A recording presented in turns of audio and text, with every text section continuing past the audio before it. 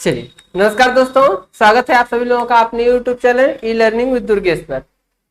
चलिए, पिछली वीडियो में हम लोगों ने व्यंजन संधि को खत्म कर लिया था। आज हमको देखना है विसर्ग संधि। अब विसर्ग संधि में हमको ये जानना है कि विसर्ग संधि में वर्णों का मेल कैसे होता है, विसर्ग के बाद कौन कौन से वर्ण आते हैं और वे वर्ण विसर्ग संधि में जुड़ते कैसे हैं। ठीक, और विसर्ग संधि से किसी भी पेपर में प्रश्न कैसे किस प्रकार से पूछा जाता है और उसमें ऑप्शन किस प्रकार के दिए हुए होते हैं।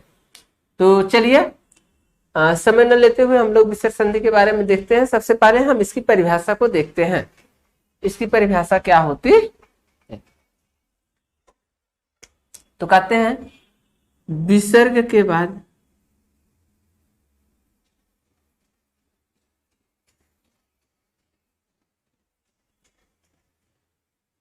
स्वर अथवा व्यंजन के आने से जो विकार यानी परिवर्तन, जो विकार उत्पन्न होता है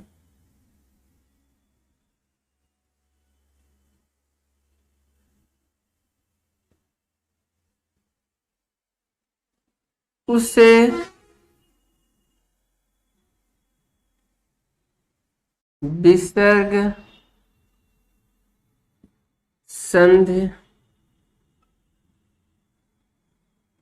कहते हैं।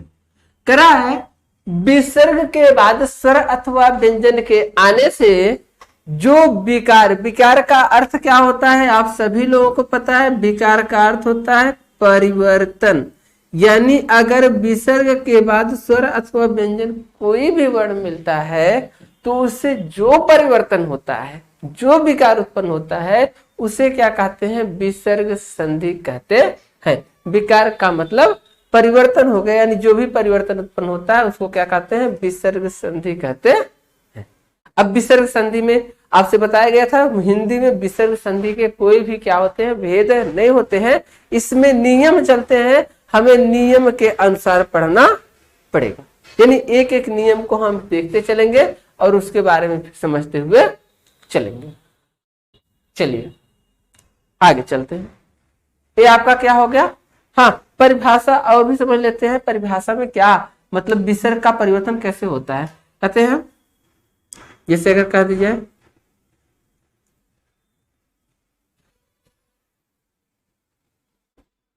निधन,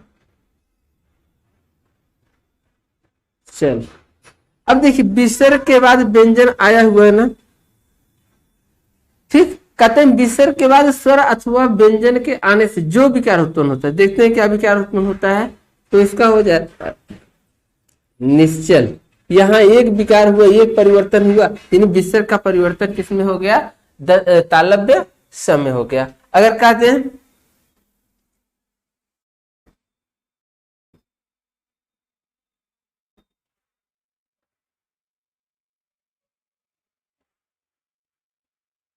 निधन आशा, अब देखिए क्या हो जाएगा? निराशा। अब जो विसर्ग का परिवर्तन हुआ वो किसमें हो गया? र में हो गया।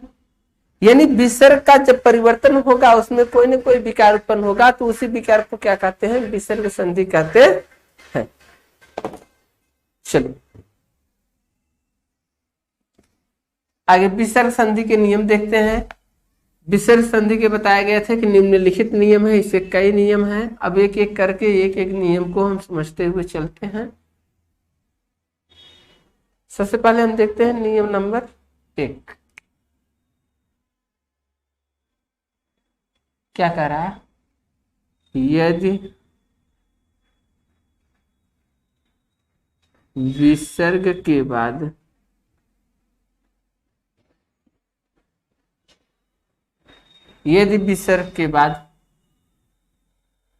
च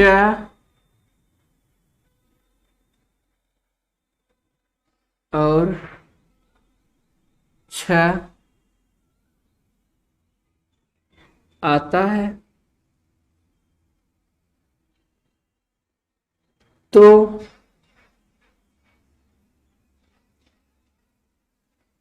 विसर्ग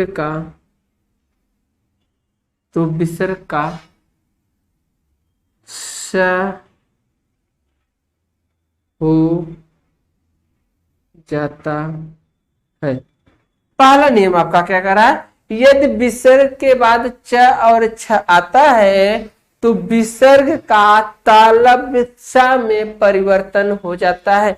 यानी विसर्ग का परिवर्तन किस में हो रहा है, तालव्य स में हो रहा है। यानी विसर्ग के बाद च और छ आता है। उदाहरण देखते हैं इसका।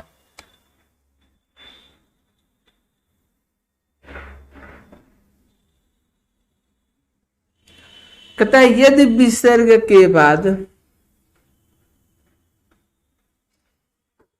च और छ आता है तो विसर्ग का परिवर्तन तालव्य स में हो जाता है। यानी जहां विसर्ग है वहां क्या हो जाएगा, तालव्य स हो जाएगा। काहे, क्योंकि विसर्ग के बाद च आया हुआ है। तो क्या हो जाएगा, निषधन क्षय। अब हमको पता है जब दो व्यंजनों के बीच कोई स्वर नहीं होता है तो पहला व्यंजन क्या होता है, यह दूसरे व्यंजन से जुड़ जाता है। और यदि पाई वाला व्यंजन है तो बीच से पाई गायब हो जाएगी। तो क्या हो जाएगा,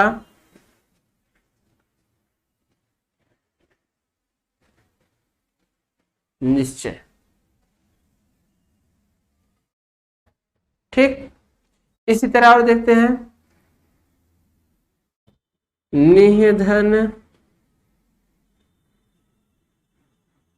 छल। अब कहता है यदि विसर्ग के बाद छ हो तो उसका परिवर्तन किस में हो जाता है, तालव्य स में हो जाता है। चलिए यहां भी देख लेते हैं, निह स हो गया परिवर्तन इसका, इसके बाद छल जोड़ देंगे तो क्या हो जाएगा, निश्चल। ठीक, और देख लेते हैं, जैसे निधन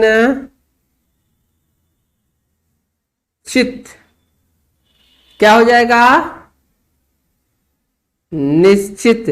उसी प्रकार स होगा, स का परिवर्तन उसकी पाई गायब हो जाएगी तो क्या हो जाएगा, निश्चित हो जाएगा। ठीक, निधन चित निश्चित।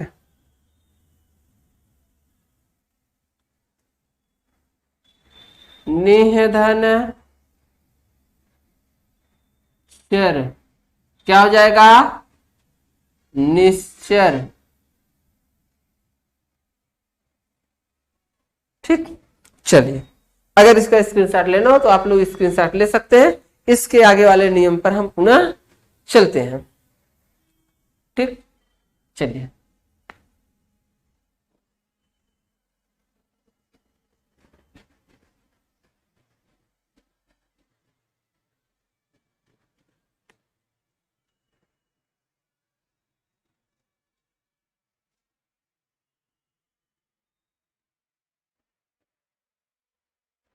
अगला वीडियो देखते हैं, सॉरी अगला नियम देखते हैं।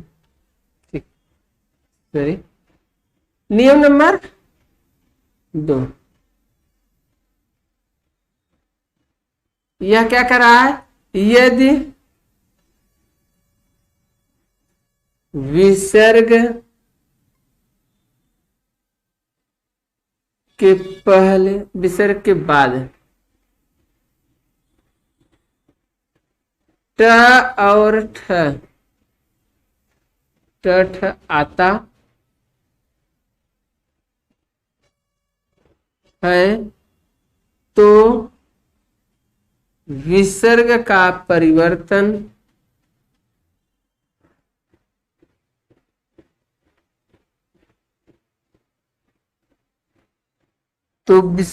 परिवर्तन मूर्धन्य स में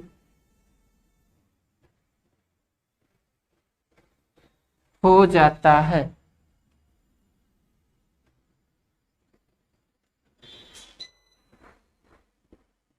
यानी विसर्ग के बाद यदि ट आता है तो विसर्ग का परिवर्तन मूर्धन्य स में हो जाता है। यानी पहले विसर्ग होगा, जिस प्रकार विसर्ग के बाद च और छ आता था तो उसका परिवर्तन तालव्य स में होता था, उसी प्रकार यहाँ पर विसर्ग के बाद यदि ट और ठ आएगा तो विसर्ग का परिवर्तन मूर्धन्य स में हो जाएगा। उदाहरण देख लेते हैं।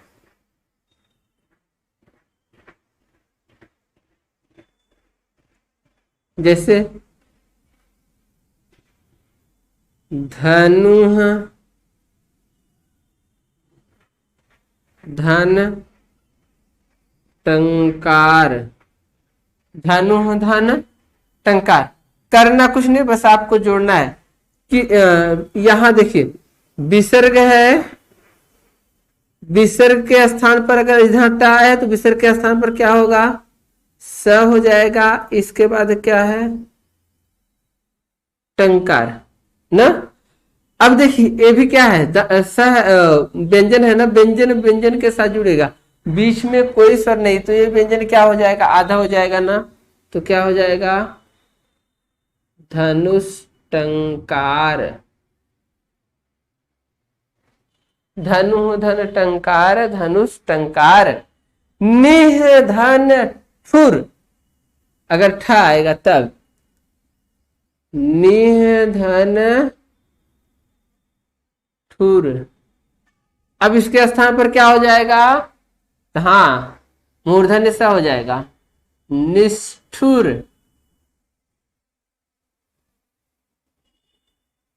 ठीक, फिर कहते हैं दूधन ट, दूधन ट।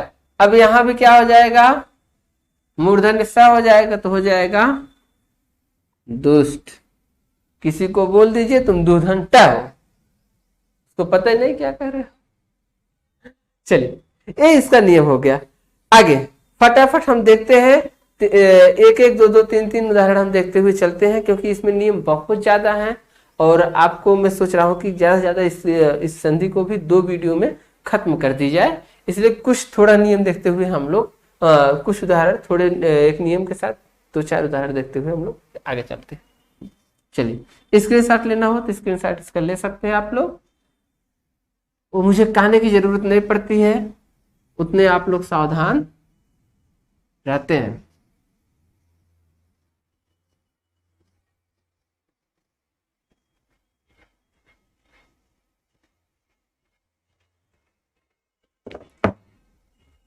चलिए अगला देखते हैं, नियम नंबर 3।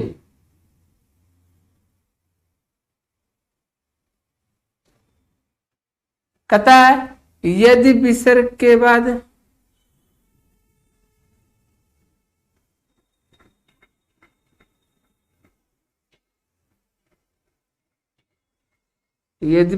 बाद त या था आता है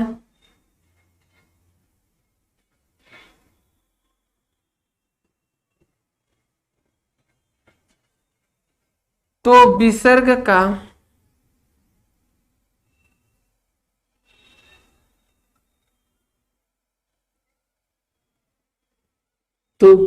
का दंत स हो जाता है।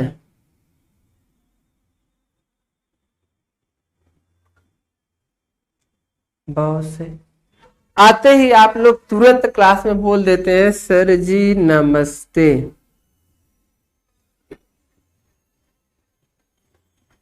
वह नमस्ते में कौन सी संधि है, उस नमस्ते में तो यही संधि है, नमः धन ते।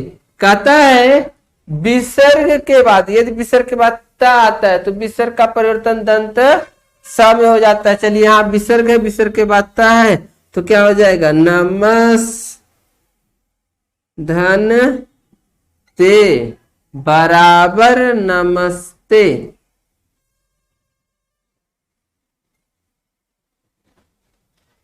ठीक, आगे मनः धन ताप,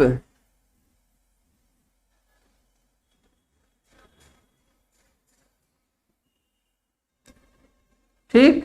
यदि विसर्ग के बाद ता आता है तो विसर्ग का परिवर्तन किसमें हो जाता है? दंत स में। तो क्या हो जाएगा? मनस्ताप।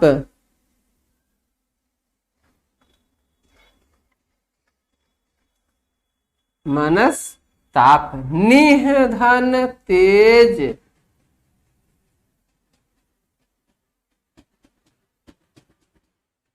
क्या हो जाएगा? निस्तेज।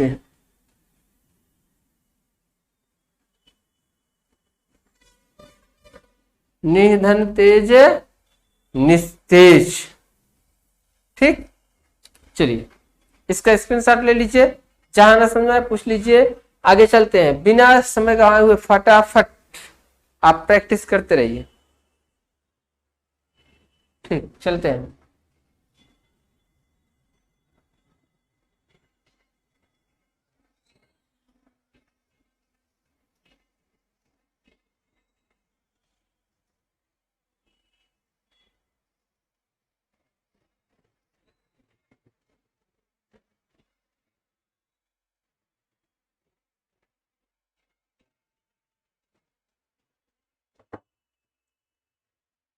अगला नियम, नियम नंबर 4।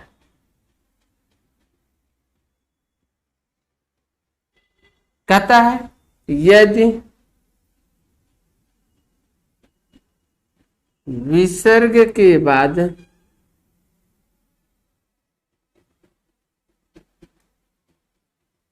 विसर्ग के बाद स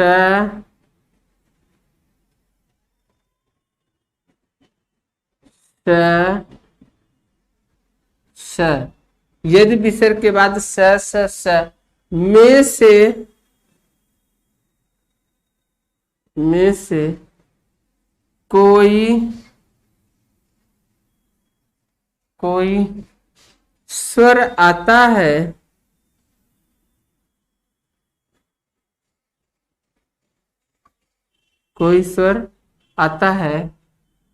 तो विसर्ग का विकल्प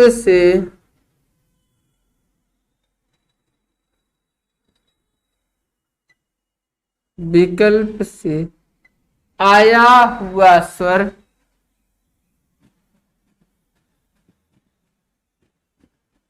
विकल्प से आया हुआ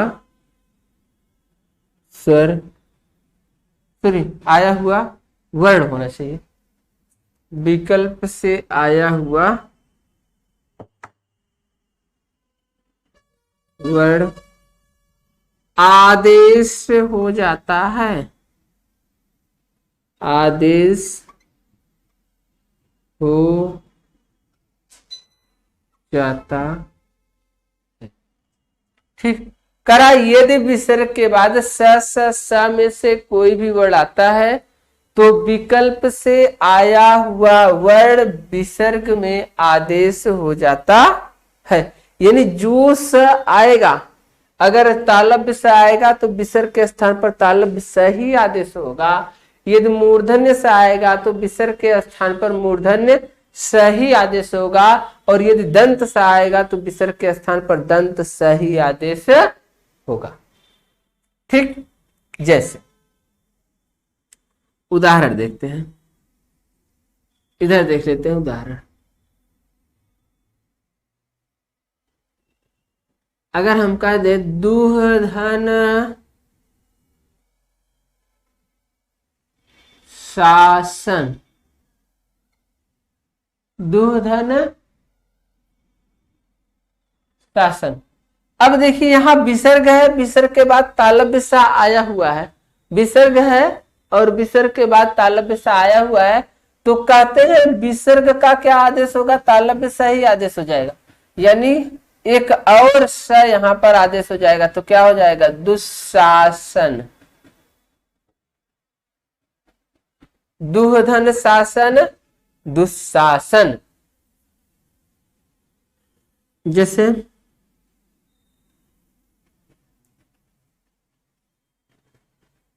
निधन संदेह अब देखिए यहां पर क्या आया हुआ है, दंत सा आया हुआ है ना, तो विसर्ग के स्थान पर अब दंत सा ही आदेश होगा, तो क्या हो जाएगा, निस्संदेह।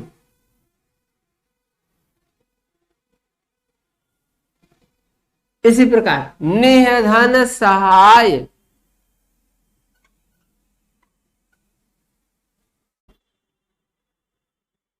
क्या हो जाएगा, निस्सहाय। निधन सहाय, निस्सहाय। आप लोग एक चीज और बताएंगे यहां पर कमेंट करके जरूर आप लोग बताइएगा, निस्सहाय हिंदू, याद आया तो याद आ गया, निस्सहाय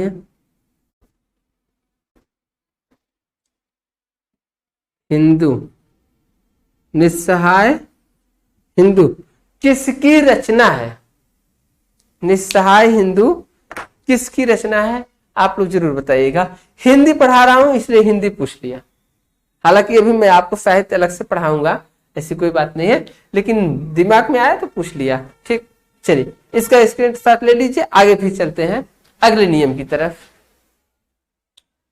चलिए चलिए मित्रों, नियम नंबर 5 देखते हैं।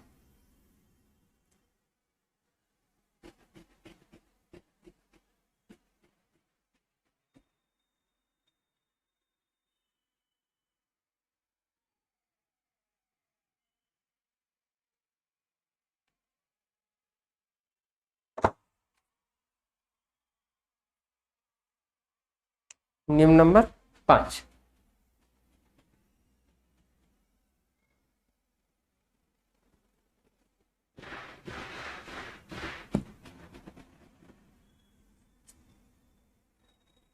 नियम नंबर 5 आगे चलते हैं। नियम नंबर 5 में क्या कह रहा है, कैसे हमें क्या करना है। कहता है यदि विसर्ग के बाद,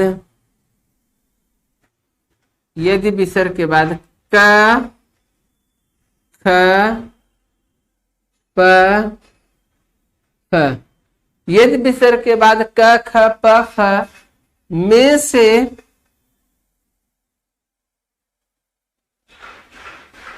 कोई वर्ण हो तो विसर्ग का, हो तो विसर्ग का मूर्धन्य स में, तो विसर्ग का मूर्धन्य स में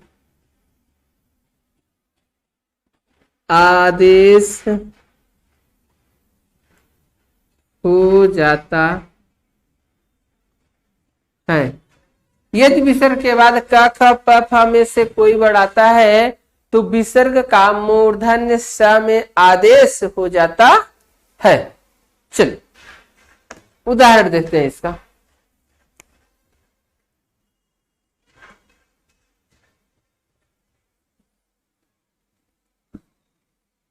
उदाहरण जैसे निधन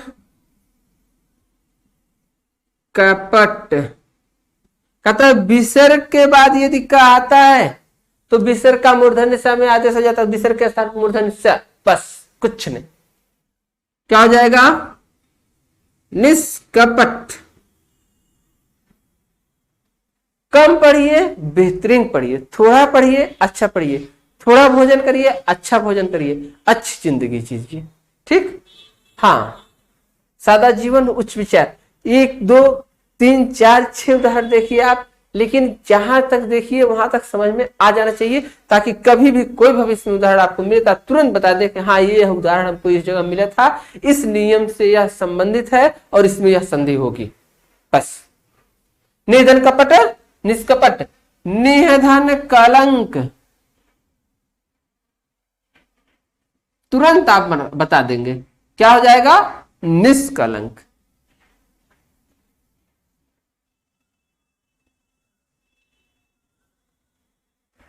ठीक, दुहधन कर्म, तुरंत आप बताएं, कमेंट कर दीजिए। दुष्कर्म, जहां भी का के पहले विसर्ग दिख जाए तुरंत निस्संदेह मूर्धन्य स, और अगर ख के पहले विसर्ग दिख जाए दुहधन खलन, तुरंत निस्संदेह मूर्धन्य स लगा दीजिए, क्या हो जाएगा? दुष्खलन।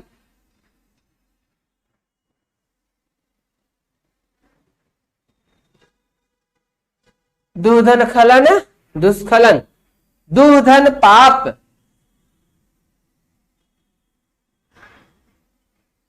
जहां प के पहले मूर्धन्य सॉरी प के पहले अगर विसर्ग दिख जाए तुरंत बिना सोचे समझे मूर्धन्य स, क्या हो जाएगा?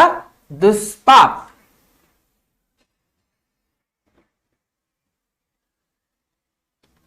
निधन पत्ति, तुरंत मूर्धन्य स लगा दीजिए, क्या हो जाएगा? निष्पत्ति।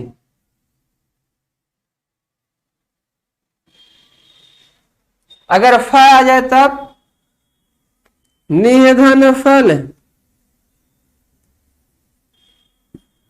क्या हो जाएगा? निष्फल। निधन पाप,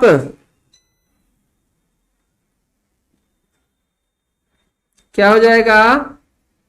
निष्पाप। चलिए दोस्तों, ये 5वें नियम का उदाहरण है। जहां तक मुझे आशा है आप लोगों को समझ में आया होगा। समझ में आया होगा तो कमेंट जरूर करिएगा, वीडियो को ज्यादा ज्यादा फैलाने की कोशिश करिएगा। आज के लिए बस इतना ही, 5 नियम हो गया। कल अगली वीडियो में हम लोग इसी के आगे 6ठे नियम से देखना शुरू करेंगे, विसर्ग संधि। ठीक, चलिए सभी को धन्यवाद। आज के लिए बहुत बहुत धन्यवाद।